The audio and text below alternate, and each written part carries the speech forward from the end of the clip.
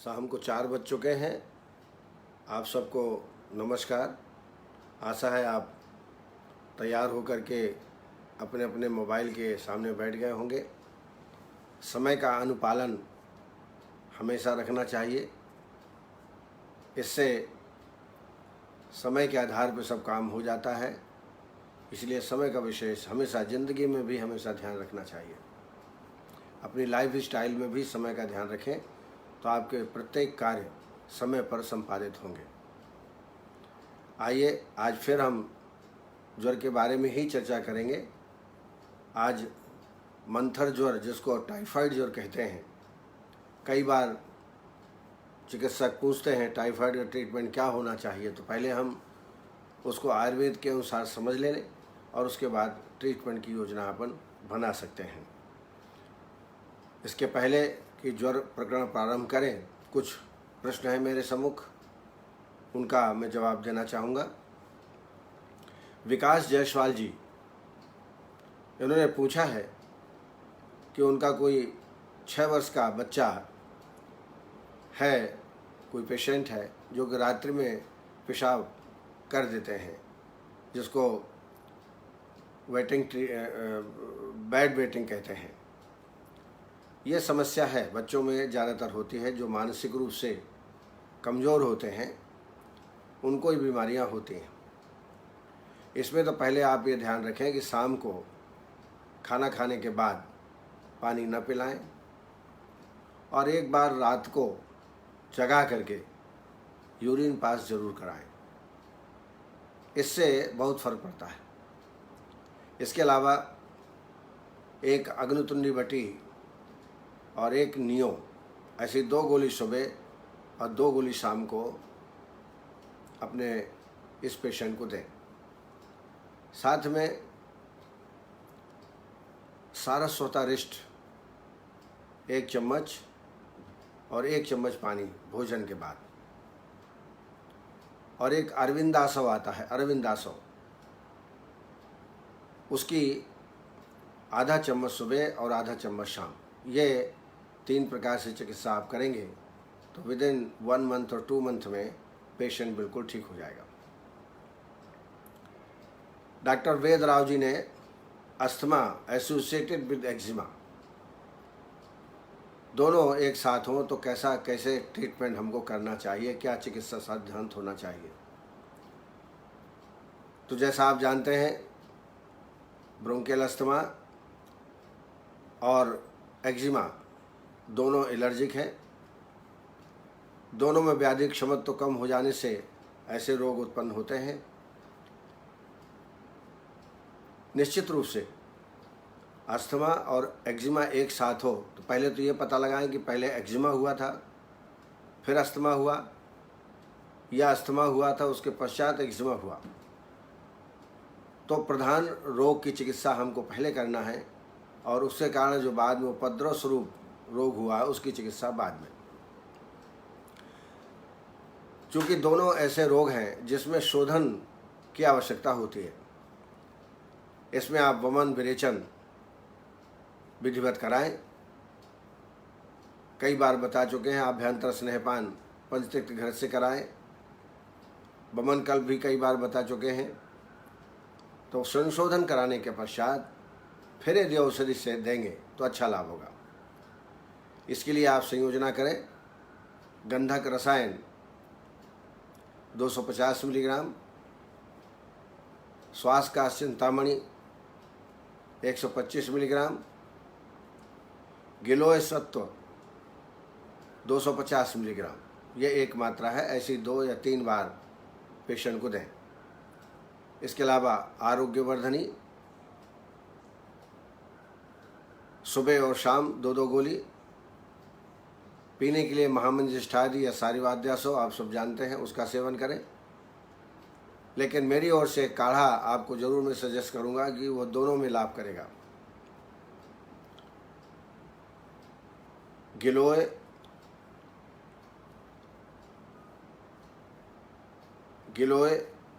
100 ग्राम ले लें, मुलहठी 100 ग्राम, कंटकारी 100 ग्राम, खदिर 100 ग्राम और मंजीठ 100 ग्राम, अगर कफ निष्कासन में तकलीफ हो जा रही हो तो लिसोड़ा भी मिला लें, लिसोड़ा। इन औषधियों को बराबर बराबर मात्रा में लेकर के यौकुट कर ले और इसका काढ़ा 4 चम्मच दवाई 4 कप पानी अर्थात 20 ग्राम दवाई और 4 कप पानी 1 कप बचे तब तक आप पकाइए। दोनों टाइम खाली पेट में इसको दीजिए।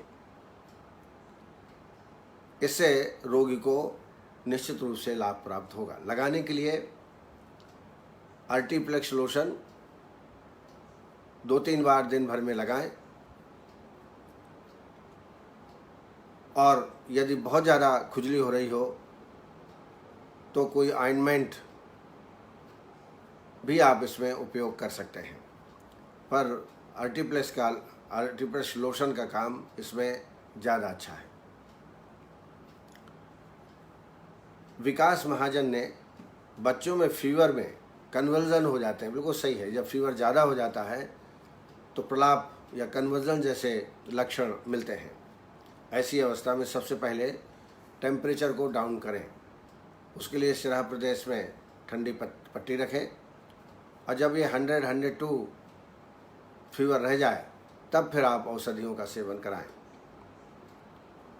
कन्वर्जन में वातकुलांतक, योगेंद्र रस, इनका बड़ा अच्छा काम है। वातकुलांतक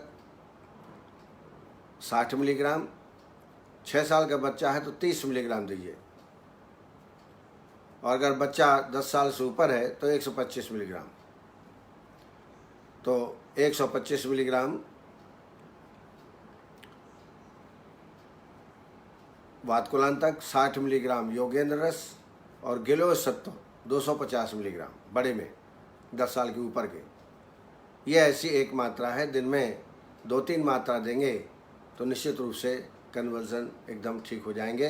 टेम्परेचर को कंट्रोल करना बहुत ज़रूरी है। इसके अलावा संजीवनी बटी, टैबलेट मेंटेट 1-1 गोली दिन में आप 2 बार दें, इससे भी पेशेंट को आराम प्राप्त होगा। डॉक्टर राशि गर्ग ने जानना चाहा है कि 6 इयर्स चाइल्ड है, फीमेल है वो, उसके राइट ब्रेस्ट में सिस्ट हो गई है, क्या ट्रीटमेंट होना चाहिए। पहली बात तो ये सिस्ट कब से है, अगर अधिक पुराना है, 6 महीने से ऊपर का है, तो निश्चित रूप से उसमें निडल बायोप्सी करा लेना चाहिए। अगर सिस्ट बिनाइन स्वरूप का है तो निश्चित रूप से आप एक 1-1.5 महीने के ट्रीटमेंट में ये रोगी ठीक हो सकता है। इसमें एरंड तेल से हल्की हल्की मालिश करिए। मालिश करने के बाद एरंड पत्र लेकर के उसमें एरंड तेल लगाइए और तवे में 4 परत करके तवे में सेकिए और सेकने के पश्चात वहाँ पर पुलटिस बांध दें, जिसको उपनाह स्वेद कहते हैं। तो पहले एरंड तेल से अभ्यंग पश्चात उपनाह स्वेद एरंड पत्र से आपको करना चाहिए प्रातःकाल। ये 1 बार की क्रिया हो गई। शाम के वक्त इसमें पुनर्नवा लेप लगाइए। शाम के वक्त पुनर्नवा लेप, पुनर्नवा का चूर्ण बना लीजिए और थोड़ा पानी डाल करके इसको लेप तैयार कर लें और सायंकाल जब सोती है लेडीज़, चूँकि फीमेल है, सोती है तो रात को इसमें लेप लगा दें। ऐसी प्रक्रिया आप लगातार 20-25 दिन करें, रोगी को निश्चित रूप से आराम प्राप्त होगा। इसके अलावा यदि कांचनाथ गुल खा सकती है तो 1 गोली सुबह 1 गोली शाम को वो भी आप खिलाइए। लेकिन ये जान लीजिए, सिस्ट जो है या कोई भी ग्रंथि बहुत जल्दी ठीक नहीं होती है, टाइम लेती है, कभी महीना, कभी 2 महीना, कभी 3 महीना। लेकिन यदि धैर्यपूर्वक आप ट्रीटमेंट करेंगे तो निश्चित रूप से रोगी को लाभ प्राप्त होगा। सायराम पुट्टूर पूछते हैं, हाइपरमेट्रोपिया और मायोपिया, ये 2 प्रकार के नेत्र रोग हैं, इनमें क्या ट्रीटमेंट होना चाहिए। तो आप जैसा जानते हैं सब लोग कि हाइपरमेट्रोपिया में पास की चीज़ें दिखाई नहीं देती, या दिखाई भी देती हैं तो बड़ी धुंधली दिखाई देती हैं, और दूर की वस्तुएं हम आसानी से देख सकते हैं। ये हाइपरमेट्रोपिया है। मायोपिया में उल्टा है, उसमें पास की चीज़ें दिखाई देती हैं लेकिन दूर की चीज़ें, defective vision of distant objects, दूर की चीज़ें धुंधली या नहीं दिखाई देती हैं। ऐसे केसेस में निश्चित है ये न्यूरोलॉजिकल डिसऑर्डर है, मैं सब मानता हूँ। तो एक तो आप चश्मा निश्चित रूप से इनको लगाना पड़ेगा, साथ साथ में नेत्र तर्पण कराइए। नेत्र तर्पण के लिए मुलैठी, शतावरी और पंचतत्व के द्रव्य, इनसे घृत साधित कर लीजिए। अगर ये ना हो तो त्रिफला घृत से भी आप तर्पण करा सकते हैं। तो अक्षी तर्पण कराइए और लगातार इनको नस्य कराइए इंद्रिय वर्धक या अणुतैल से। 4-4 बूंद सुबह शाम दोनों टाइम नस्य अवश्य दीजिए। इसमें कर्णपूर्ण भी करना चाहिए। सरसों तेल 4-4 बूंद दोनों कानों में आपको डालना है प्रतिदिन। और यदि सुविधाएं हों तो शिरा तर्पण, सर प्रदेश में अभ्यंग, पिचुधारण, वस्ती, शिरोवस्ती और शिरोधारा जो भी संभव हो वो इसमें जरूर करें। योगों में नवाई श्लोह 250 मिलीग्राम, प्रवाल पिष्टी 250 मिलीग्राम, सिद्ध मकर ध्वज 60 मिलीग्राम, ऐसी एक मात्रा, दिन में 2 या 3 मात्रा च्यवनप्राश या ब्राह्मी अवलेय के साथ इसका सेवन कराएं। इसके अलावा चंद्रोदय वर्ती आती है, इसको घिस करके दोनों टाइम अंजन स्वरूप इसका आप प्रयोग करें, यह भी बड़ा लाभकारी सिद्ध होता है। वस्ती भी इसमें लाभ करेगी।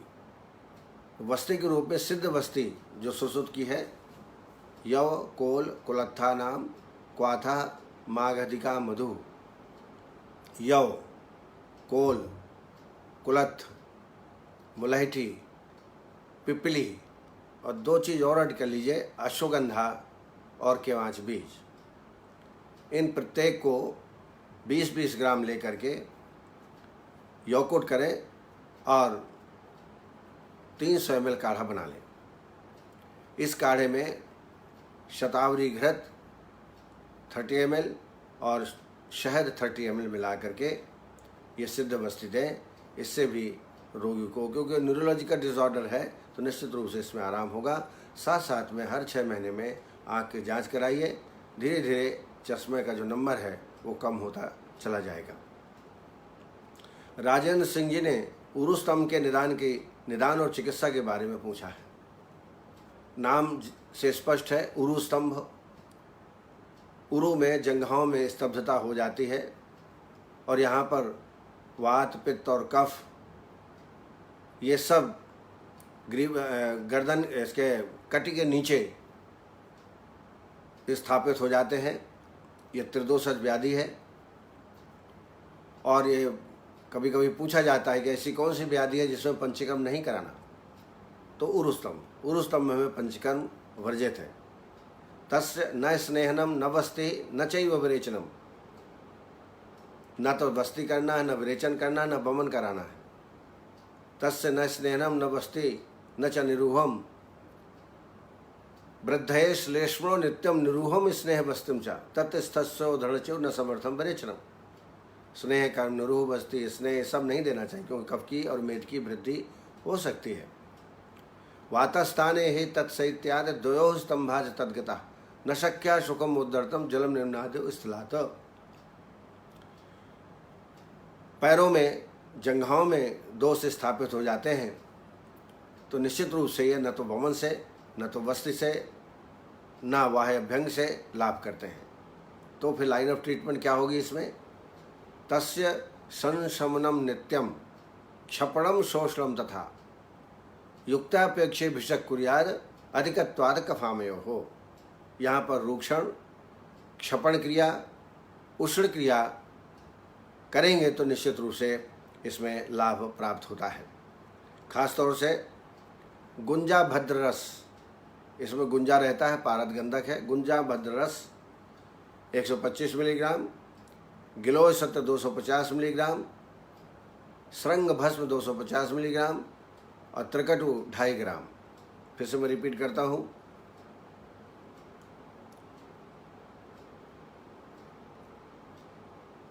वात गजांकुश नहीं, पहला मैं योग बता रहा हूँ। गुंजा भद्र रस 125 मिलीग्राम, गिलोय 250, श्रृंग भस्म 250 और त्रिकटु 2.5 ग्राम।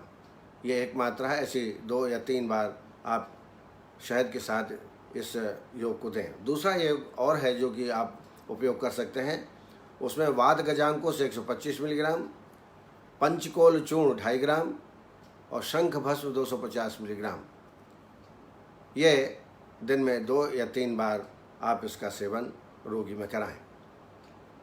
और व्यायाम करना, ऊंची खाली में, ऊबड़ खाबड़ जमीन जिसको बोलते हैं उसमें चलना, जिसमें कंकड़ पत्थर हो उसमें चलाना और विपरीत गति से तैरना, ये भी उरुस्तम की चिकित्सा में आता है। जैसा मैंने बताया, शीतोष्ण द्रव संशुष्क गुरु स्निग्धन सेवित है, जीर्णा जीर्णे तथा आहार संक्षोभ स्वप्न जागरी है, सश्लेष मेद पौनः सामवत्र से संहितम अभिवत्रम दोषम रुचेति प्रतिबद्धते शक्ति स्नेह प्रपूयांता श्लेष्मा स्थिमितेन च।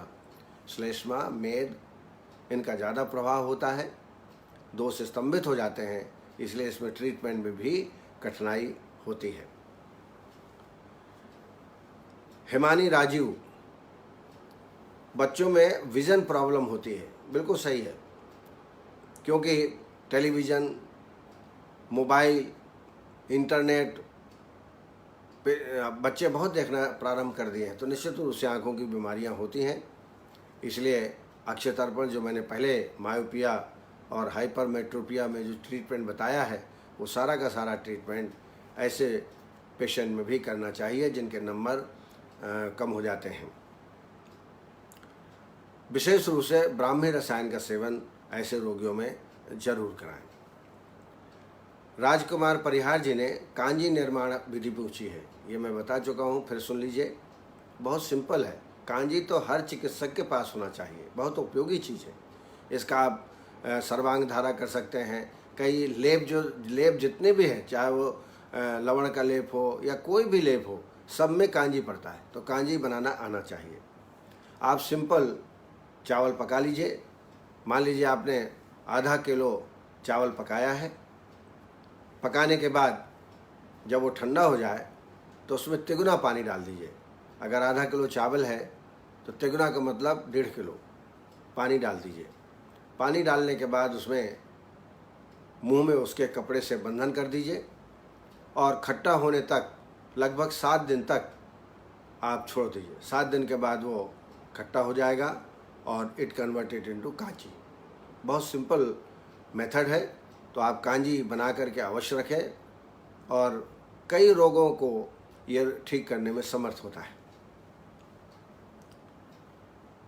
डॉक्टर राशि गर्ग ने नस्य के बाद धूमपान कैसे देवे घृत साजित यौ और एरंडनाल, तो मैं इनको बता चुका हूँ, लेकिन फिर भी सुन लें। यौ को रात्रि भर घृत में भिगो के रख दीजिए, यौ कुट करके प्रातःकाल सिगार में रख करके धूम्रपान करा सकते हैं। एरंडनाल, सूखी एरंडनाल, आप एरंड जहाँ पेड़ होगा उसके नीचे देखेंगे तो बहुत सूखे डंठल पड़े हुए मिलते हैं, उसमें से 6 अंगुल लंबी नली जिसकी हो उसका चयन कर लीजिए और जैसा आप देखेंगे ये पोला होता है अंदर से। इस सूखे एरंडनाल को भी घृत में भिगो करके रात्रि भर रखा रहने दीजिए। प्रातःकाल इसके माध्यम से आप कर सकते हैं। जैसे सिगरेट में एक सिरे को जलाइए और दूसरे सिरे से आप पहले दक्षिण नासा से 3 बार तो मुंह से निकालें, वैसा ही 3 बार वाम नासा से और धुएं को मुंह से निकालें। लास्ट में मुख से लेकर मुख से ही निकालना है। ऐसे 3-3 बार आप इसको प्रयोग कर सकते हैं। जैसे सिगरेट पीते हैं उसी प्रकार। और ये बड़ा साधारण उपलब्ध है और बड़ा लाभकारी भी है।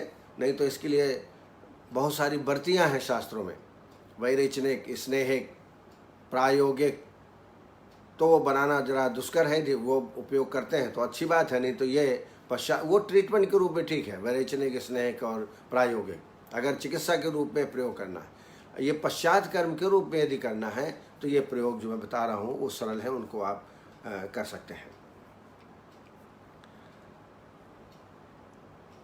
नीरज कश्यप जी, डॉक्टर नीरज कश्यप, बच्चों में कॉन्स्टिपेशन बहुत होता है, क्या इसमें ट्रीटमेंट देना चाहिए?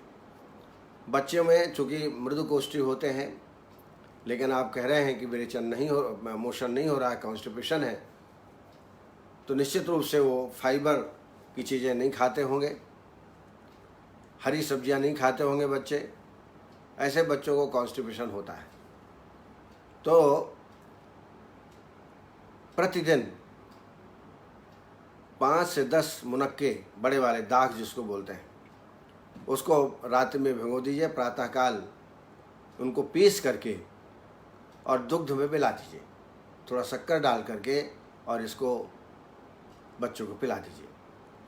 और रात के सोते टाइम एक अंजीर धो लीजिए अच्छी तरह और उसको पीस करके, बारीक पीस करके दुग्ध में मिला दीजिए, रात्रि में इसका सेवन कराएं। ये दोनों चीज़ों को लगातार आप 15 दिन, 20 दिन, 1 माह तक देंगे तो धीरे धीरे धीरे धीरे रोगी का पेट ठीक हो जाएगा, मोशन भी क्लियर होने लगेगा। सामान्यतः बच्चे हरी सब्जियों में से परहेज़ करते हैं, फ्रूट नहीं खाते हैं। आजकल फास्ट फूड, बर्गर, न जाने क्या क्या आहार आ गए हैं, उनको खाते रहते हैं, इस वजह से इस प्रकार की बीमारी हो सकती है। राम बाबू जी ने पूछा है, ये पंचकर्म के प्रसिद्ध वैद्य हैं और वो प्रतिदिन, मुझे लगता है प्रतिदिन उनका फ़ोन किसी न किसी पेशेंट को चिकित्सा के बारे में वो पूछते रहते हैं। मुझे बड़ी खुशी होती है। उन्होंने एक धूम यंत्र बनाया है, बहुत ही अच्छा उनका आविष्कार है। ऑपरेशन नस के बाद धूमपान और कुल्ले कराना चाहिए, बिल्कुल ऑपरेशन के बाद भी करा दें तो अच्छा है। हालांकि ज़रूरी नहीं है, गार्गलिंग ज़रूरी है, धूम्रपान उतना ज़रूरी नहीं है।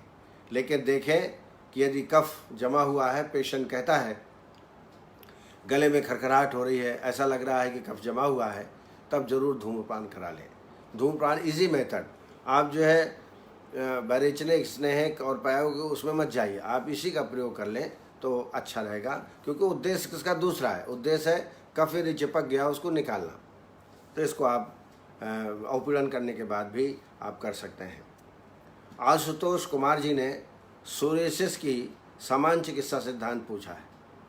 तो सोरियासिस, चूँकि सोरियासिस नाम से शास्त्रों में इसका वर्णन नहीं है, इसलिए मैं हमेशा ये श्लोक सुनाता हूँ आपको, विकारा नाम अकुशलो न जिह्वात कदाचन न ही सर्व विकारा नाम तो अस्ति ध्रुवा स्थिति सायो कुप्तो दोषा समुत्थान विशेषता स्थानांतरण गतस्यो जन्यत्यामयान बहून तस्माद् विकार प्रकृति अधिष्ठानांतराणि च समुत्थान विशेषा से बुद्ध्वा कर्म समाचरित। तो आप सोरियासिस के लक्षण अपने दोष के आधार पर आप तय कर लीजिए, और फिर चाहें तो नामकरण आप दे सकते हैं। जैसे हम लोग किटिप से या एक कुष्ठ से इसकी तुलना करते हैं, और एक कुष्ठ किटिप जो है वो वात कफ प्रधान है, तो निश्चित रूप से वात कफ प्रधान चिकित्सा आपको इसमें करना है। चूँकि ये किटिप एक कुष्ठ, कुष्ठ का ही भेद है, महाकुष्ठ का भेद है, तो यहाँ पर बहुदोषस्य संशुद्ध कोष्ठे बहुसो अनुरक्षिता प्राणान दोषे हति मात्रा हरते वायु हन्याद बलम आशु। ये बहुदोष की अवस्था में ही कुष्ठ होता है, त्रिदोषज होता है कुष्ठ। तो निश्चित रूप से वमन, विरेचन, कालवस्ती और नस्य, इन चारों प्रक्रियाओं को विधिवत सोरियासिस में करें। और एक और बात मैं आपको बताऊं कि कुष्ठ रोग में पुनः पुनः संशोधन करने का व्यवस्था है, पुनः पुनः शोधन करना पड़ेगा। सोरियोसिस एक बार के शोधन में ठीक नहीं होता। मेरा क्लिनिकल एक्सपीरियंस है 3 बार आप संशोधन करें, और ये संशोधन जो है 3-3 माह के अंतर से करें। हालांकि शास्त्र ये कहता है कि 15-15 दिन में आप वमन करा सकते हैं, 1-1 माह में विरेचन करा सकते हैं, हर 6 महीने में रक्तमोक्षण करा सकते हैं, और प्रत्येक तीसरे दिन नस्यकर्म करा सकते हैं। पक्षाद छर्दनान्य अभिपेयान मांसान मांसाद संसनम चापिदेयम श्राव्यो रक्तम द्विवत्सरे ही अल्पम नस्यम दद्यात्रिरात्राच्यो। तो संशोधन कराने के पश्चात ही फिर आप संशम और औषधियाँ सोरियोसिस में आप दीजिए। इसका मैं पूरा एक व्याख्यान ले चुका हूँ, आप उसको डॉक्टर नवीन जी से कह करके ये लेक्चर आप प्राप्त कर सकते हैं। डॉक्टर विजय सोलंकी ने ऑस्टियोआर्थराइटिस के ट्रीटमेंट के बारे में पूछा है। ये भी, इसका भी पूरा एक संधिवात का लेक्चर हो चुका है। मेरा ये कहना होगा आपसे कि आप इसको तलाश लें या नवीन जी से बात कर लें, वो आपको भेज देंगे और इसको देख लें। सुशील जायसवाल जी ने व्यंग का ट्रीटमेंट, नेत्र व्यंग, ये स्किन के डिसऑर्डर्स हैं, अनवांटेड ब्लैकिश निशान चेहरे पर और अन्य जगह, तिल, व्यंग, नेत्र, ये हो जाते हैं। यह भी एक प्रकार के क्षुद्र रोग है। कुछ रोगों में क्षुद्र रोग के अंतर्गत इसको गिना गया है, और ये बहुत जल्दी ठीक नहीं होते हैं। इसमें नस्यकर्म इंडिकेटेड है। विरेचनम ब्रह्मणम चा शमनम त्रिधापितत विरेचनम सराहसूल जाडसंद गलामये सोफ गंड क्रम ग्रंथि कुष्ठापस्मार्पिणी से ब्रह्मणम वाते सूले सूर्यावर्ते सुरक्षे नेत्र व्यंग, इनमें जो है अवपीड़न नस्य करना चाहिए। तो अवपीड़न नस्य मैं बता चुका हूँ आपको। इसमें विडंग, वचा और शिग्रू, इनको लेके अवपीड़न नस्य तैयार करें और इसको लगातार प्रयोग करें, और इसमें विरेचन भी कराएं। विरेचन जो है पित्त और कफ के लिए श्रेष्ठ है। तो विरेचन कर्म कराने के पश्चात फिर आप महामंजिष्ठादि बटी, पंचनिमाद बटी 2-2 गोली दिन में 2 बार इसका सेवन कराएं। साथ में स्वर्णमाक्षिक भस्म 250 मिलीग्राम, गंधक रसायन 250 मिलीग्राम दिन में 2 या 3 बार शहद से चटाएं, और नमक कम खाएं, अचार चटनी को परहेज करें। तो निश्चित रूप से रोगी में, और अनवांटेड तमाम प्रकार के क्रीम जो बाज़ार में आए हुए हैं उनको न लगाएं। उनको लगाने से भी पेशेंट को तकलीफ हो सकती है। अभिनव सिंह ने तमक श्वास के वेग आने पर क्या चिकित्सा करनी चाहिए। वास्तव में जब वेग आते हैं तो बहुत तकलीफ होती है। तो एक तो वक्ष प्रदेश में लवण से मतलब सेंधव नमक और तिली तेल डाल करके थोड़ा गर्म कर लीजिए, कड़कड़ा लीजिए, और उससे वक्ष प्रदेश में अभ्यंग करिए हल्का हल्का, और अभ्यंग करने के बाद नाड़ी श्वेत करिए। इससे कफ ढीला होगा और रोगी को आराम मिलेगा। दूसरा, मैं हमेशा आपको बताते आ रहा हूँ, लता करंज, ये बहुत ही अच्छी जड़ी बूटी है। ये लता करंज का फांट आप हर आधा घंटे में आधा कप पिलाइए तो रोगी को तत्काल आराम मिलता है। इसके अलावा प्याज या लहसुन, इनका रस निकालिए और 6-6 बूंद की मात्रा में आप पेशेंट को देंगे तो निश्चित रूप से रोगी को आराम प्राप्त होगा। इसके अलावा उष्ण जल का सेवन, हमेशा उष्ण जल का सेवन ही रोगी में कराएं। इसके अलावा यदि ठीक ना होता हो तो श्वास का चिंतामणि 125 मिलीग्राम, टंकण भस्म 250 मिलीग्राम और अभ्रक भस्म 125 मिलीग्राम, ये दिन में 3 या 4 बार या 5 बार इसका सेवन कराएं। यहाँ मैं और आपको स्पष्ट कर दूं कि हमारी आदत क्या हो गई है, 2BT 2TDS एलोपैथी की हम नकल करते हैं, जबकि आयुर्वेद में हर रोग में ये बताया गया है कि 3 में 3 बार देना है कि 4 बार देना है कि 5 बार। जैसे श्वास और हिक्का में मुहुर्मुहु, तृष्णा रोग में मुहुर्मुहु औषधि देना है, हर आधा घंटे में आप औषधि दीजिए, तभी रोगी को फ़ायदा होगा। तो ये आप तमक श्वास के रोगी में कर सकते हैं। देन मनुश्रो आर्य, इन्होंने मेल इनफर्टिलिटी के बारे में पूछा है। मोर्टेलिटी स्पर्म की कम है। निश्चित रूप से यह भी एक प्रकार का क्लैब्य का ही भेद है। ओलिगोस्पर्मिया इसको कह सकते हैं। जब मोर्टेलिटी कम होती है, संख्या भी कम होती है स्पर्म की, तो निश्चित रूप से प्रेगनेंसी नहीं होती। तो इसमें भी आप संशोधन कराएं। वमन विरेचन और बस्ती में बाजीकरण बस्ती में बता चुका हूँ, उसका प्रयोग करें, बाजीकरण बस्ती का। इसके अलावा उत्तर बस्ती देना बहुत ही लाभप्रद है और इसके लिए फलघृत, दशमूल तैल या त्रिवृत से सिद्धित तैल, इनकी आप उत्तर बस्ती दें। निश्चित है इसमें रोगी को आराम प्राप्त होगा। और एक गुटिका का नाम मैं बार बार लेते आ रहा हूँ, ब्राह्मणी गुटिका, वानरी गुटिका ऐसा नाम दिया है।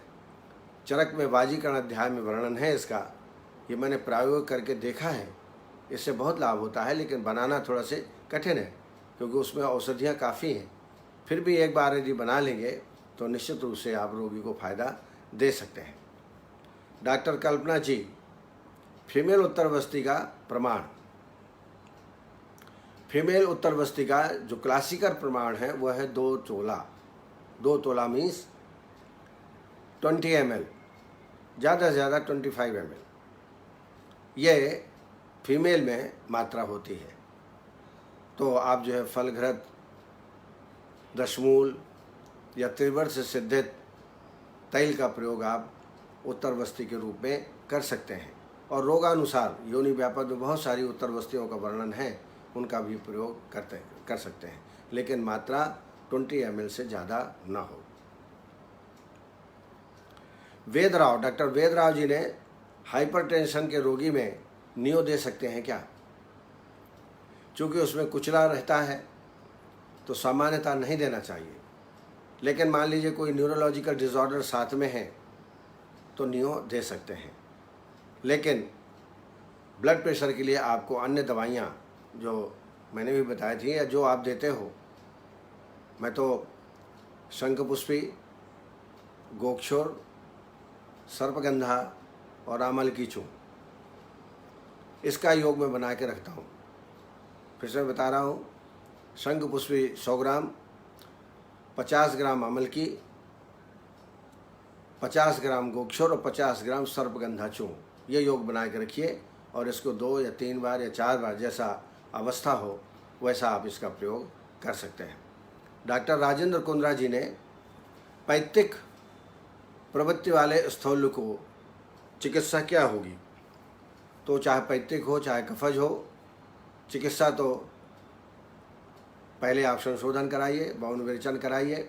अगर ये संभव न हो तो लेखन बस्ती, जो मैं कई बार आपको स्थूल रोग के प्रकरण में बता चुका हूँ, आप स्थूल रोग का लेक्चर आप प्राप्त कर लें और उसको आप देखेंगे तो आपके सारी शंकाएं जो हैं वो दूर हो जाएंगी। केएन गैंगवार जी ने हृदरोग, मधुमेह में बाउन विरेचन के पहले स्नेहपान किस घृत से करना चाहिए? तो इसमें पंचतिक्त घृत दोनों के लिए श्रेष्ठ है। पंचतिक्त घृत आपसे आभ्यंतर स्नेहपान आप करा सकते हैं। ये उपलब्ध ना हो तो त्रिफला घृत का भी प्रयोग आप इसमें करा सकते हैं। त्रिफला दोनों में काम करेगा, हृदरोग में भी और मधुमेह भी। तो इस तरीके से कुछ क्वेश्चन मेरे सामने आए थे, मैंने आपको बताने का प्रयास किया है। कुछ हमारे चिकित्सक लगातार इस कार्यक्रम देख रहे हैं। सुनील रातौरी जी पंचकर्म के प्रत्यक्ष कर्मा हैं, ये सत्येंद्र कुमार तिवारी जी, उत्कर्ष वर्मा जी, अभिनव सिंह, अमर शुक्ला जी, अजय कीर्ति जैन, ये परम प्रिय मित्र हैं हमारे, प्रोफेसर हैं रोग निदान में गवर्नमेंट आयुर्वेदिक कॉलेज उज्जैन में, कल्पना जी, आशुतोष कुमार जी, हिमानी राजीव, राजेंद्र सिंह, प्रतीक मिश्रा, संदीप सिंह, रुचि साहू, हरिओम कुलश्रेष्ठ, राजेंद्र कुंद्रा, गिरिराज प्रसाद, अरुणा वर्मा, राकेश कुमार सिंघल, विकास विश्वकर्मा, पवन जोगी, विकास जायसवाल, नवीन उपाध्याय, कमलेश विश्वास, सपना डिमरी, नीरज कश्यप, प्रभात पटेल, ईसा सूरी, रीना शर्मा जी, विजय सोलंकी, योगेश महाजन जी, रविराज कोंकाणी, विनय मित्तल जी, मनोज कोचेटा जी, चरितार्थ मूर्ति जी, राजेंद्र सिंह वेदराव जी और जितेंद्र वर्मा जी, इन सब ने हमेशा सहयोग प्रदान किया है। मैं थोड़ा से शंकाओं को थोड़ा विस्तार से बताता हूं ताकि आपकी शंका बिल्कुल निर्मूल हो जाए। अब आइए ज्वर के संदर्भ में आगे बढ़ते हैं। आज हम टाइफाइड ज्वर के बारे में चर्चा करेंगे। इसको मंथर ज्वर नाम दिया गया है क्योंकि बृहत्त्रयी में तो इसका प्राप्त नहीं होती, बृहत्त्रयी में इसका कहीं भी उल्लेख नहीं, क्योंकि पहले था ही नहीं। ये 16वीं शताब्दी के बाद ये रोग आए हैं। तो गणनाथ सेन ने अपनी पुस्तक में इन चीज़ों को श्लोकबद्ध किया है वो आधुनिक को श्लोकबद्ध करके आयुर्वेदिक रूप में परिवर्तन करने का प्रयास माधव निदान ने और गणनाथ सेन ने किया है और इसका नाम दिया मंथर ज्वर, क्योंकि शरीर में मंथरी अर्थात दाने निकल आते हैं पूरे शरीर में, खासतौर से वक्ष प्रदेश में, कटी प्रदेश में, उदर प्रदेश में ऐसे दाने निकलते हैं लाल रंग के, इसलिए उसको मंथर ज्वर नाम दिया गया। आचार्य गणनाथ सेन ने इसकी संज्ञा आंतरिक ज्वर दी है क्योंकि इसके बैक्टीरिया जो हैं वो आंत में ही आक्रांत करते हैं, इसलिए इसका नाम आंतरिक ज्वर कहा जाता है। इसका संचय काल इंक्यूबेशन पीरियड 7 to 21 डेज है। 21 डेज बाद अपने आप ही रोग ठीक हो जाता है यदि आपने पथ्य का सेवन किया है तो। आयुर्वेद के शब्दों में देखें तो ये त्रिदोषज ज्वर है। इसको पित्तोल्बण सन्निपातक ज्वर कह सकते हैं, पित्तोल्बण सन्निपातक ज्वर, और उसी के अनुपात में उसी की तरह फिर हमको ट्रीटमेंट इसकी करना चाहिए। और इसका कारण जैसे आप जानते हैं बैसिलस टाइफस साल्मोनेला टाइफी ये बैक्टीरिया हैं, ये ग्राम नेगेटिव हैं। इन बैक्टीरिया के आक्रांत होने से ही टाइफाइड या मंथर ज्वर होता है। बैसिलस टाइफी रक्त द्वारा क्षुद्रांत में पहुंचता है और क्षुद्रांत में स्थित लसिका ग्रंथि जिसको पियर्स पैचेस कहते हैं, इस पियर्स पैचेस में ये संचय होते हैं और फिर लक्षणों की उत्पत्ति करते हैं। और इंक्यूबेशन पीरियड जैसे मैंने बताया 7 to 21 डेज। निदानों में देखें तो जो व्यक्ति अत्यधिक आवागमन करता हो, उपवास अधिक मात्रा में रखता हो, दूषित स्थान में निवास करता हो, दूषित पदार्थों को, दूषित आहार विहार का सेवन करता हो, ऐसे व्यक्ति में ये जो बैक्टीरिया हैं साल्मोनेला टाइफी या बैसिलस टाइफी आक्रांत करते हैं। इसकी संप्राप्ति कैसे बनती है देखें तो उपरोक्त निदान जो मैंने बताए उनका निरंतर सेवन करना, इसके कारण जीवाणु का संक्रमण हो जाता है, जीवाणु के आंत में प्रवेश हो जाता है और आंतरस्थ आंतों में स्थित ग्रंथियों जैसे मैंने बताया पियर्स पैचेस उसमें शोथ हो जाता है और आंतरस्थ रस रक्त एवं दोषों का प्रकोप होता है। इसकी वजह से आंत में क्षत हो जाती है और परिणाम स्वरूप छिद्र रूप धारण कर इसको बोलते हैं परफोरेशन ऑफ द इंटेस्टाइन। छिद्रों से कभी कभी रक्तस्राव भी गुद के माध्यम से होने लगता है। जब इस प्रकार का रक्तस्राव गुद मार्ग से होने लगे तो समझ लीजिए ये मंथर ज्वर या टाइफाइड या असाध्य की स्थिति में है। इसके पूर्व रूप शिराशूल, अरुचि, बेचैनी, तमाह प्रवेश, अवसाद और विबंध ये लक्षण पूर्व रूप के रूप में टाइफाइड में मिलते हैं। प्रथम सप्ताह में इसके एक्चुअली देखा जाए 3 सप्ताह का ये पीरियड है जैसा मैंने बताया 21 दिन। तो पहले सप्ताह में ज्वर अधिक होता है, प्लीहा की वृद्धि मिल सकती है, जीवा मलिन कोटेड हो सकती है। पेशेंट में आधमान, विबंध और लाल लाल दाने वक्ष प्रदेश में और उदर प्रदेश में और गर्दन में ये उत्पन्न हो जाते हैं। द्वितीय सप्ताह में ज्वर अधिक तो रहता ही रहता है। इसके अलावा इसमें प्रलाप पेशेंट करने लगता है और तंद्रा जैसा महसूस होता है पेशेंट को।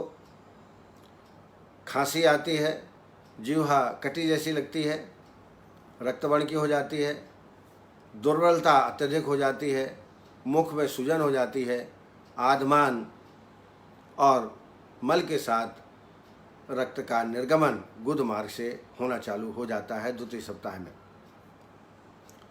और तृतीय सप्ताह में जैसे मैंने बताया, ज्वर धीरे धीरे कम हो जाता है और पेशेंट ठीक होने लगता है।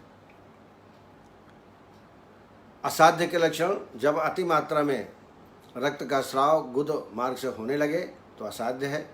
इस समय नाड़ी तीव्र होती है, उदर प्रदेश में शूल अधिक होता है और जैसा कि मैंने पहले बताया, ये रक्त स्राव अधिक मात्रा में होने लगता है। उपद्रव के रूप में आंतों में क्षय हो जाता है, कभी कभी ट्यूबरकुलोसिस आंतों की हो जाती है, टॉक्सिसिटी विषाक्तता बढ़ जाती है और पेरिटोनाइटिस, पेरिटोनियम में फ्लूइड आ सकता है। और लास्ट में इंटेस्टाइनल